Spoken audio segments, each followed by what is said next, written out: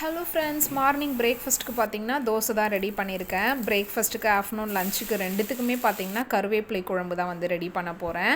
எண்ணெய் கொஞ்சமாக ஆட் பண்ணி கடுகு 1/4 டீஸ்பூன், 3 காய்ந்த மிளகாய், 2 வெங்காயம், ஒரு கைப்பிடி அளவு தோல் உரிச்ச பூண்டை இடித்து சேர்த்துக்கணும், 5 தக்காளி, தேவையான அளவு கல்லுப்பு, மஞ்சள் தூள், இது எல்லாத்தையும் நல்லா சாத்தே பண்ணிக்கணும்.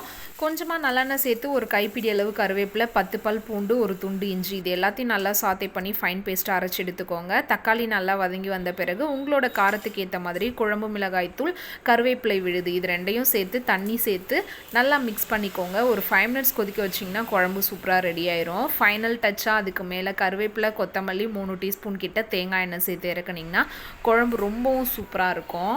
பாப்பாவோட லஞ்ச் பாக்ஸ்க்கு லெமன் ரைஸ் தொட்டுக்கிறதுக்கு வறுத்தல். இன்றைக்கி ஸ்நாக்ஸ்க்கு பார்த்திங்கன்னா கொண்டக்கடலை சுண்டல், சால்ட்டு பிஸ்கெட், முந்திரி, பாதாம், பிஸ்தா. இதோட நெக்ஸ்ட் ஒரு சூப்பரான ரெசிபியில் நான் உங்களை மீட் பண்ணுறேன். பாய் பாய்.